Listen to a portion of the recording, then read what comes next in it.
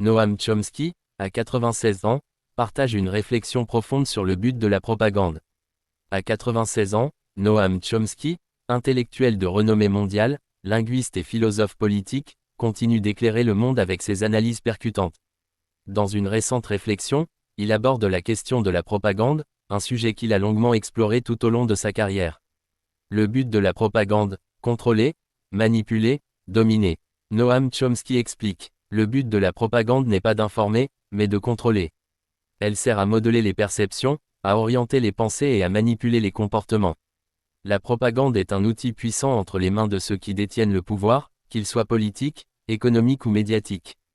Son objectif ultime est de maintenir un ordre social qui sert les intérêts des élites, tout en donnant l'illusion du consentement et de la liberté. Selon Chomsky, la propagande fonctionne en créant des récits qui justifient les structures de pouvoir existantes. Elle utilise des techniques sophistiquées pour distraire, diviser et détourner l'attention des véritables enjeux. Les mécanismes de la propagande. Chomsky identifie plusieurs mécanismes clés de la propagande. 1. La fabrication du consentement. Les médias et les institutions façonnent l'opinion publique en mettant en avant certains sujets tout en occultant d'autres. 2. La diversion. En focalisant l'attention sur des problèmes secondaires ou des divertissements, la propagande détourne le public des questions cruciales. 3. La peur et la division. En exploitant les craintes et en exacerbant les divisions sociales, la propagande maintient les populations dans un état de soumission. 4. La répétition. Les messages propagandistes sont répétés inlassablement pour s'imposer comme des vérités incontestables. Une réflexion critique pour notre époque.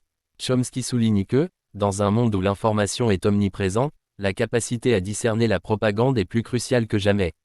Il appelle à une vigilance accrue et à un esprit critique pour déconstruire les récits dominants et résister aux manipulations. La propagande ne disparaît pas simplement parce que nous avons accès à plus d'informations. Au contraire, elle s'adapte et se sophistique. La véritable liberté commence par la capacité à questionner, à analyser et à penser par soi-même.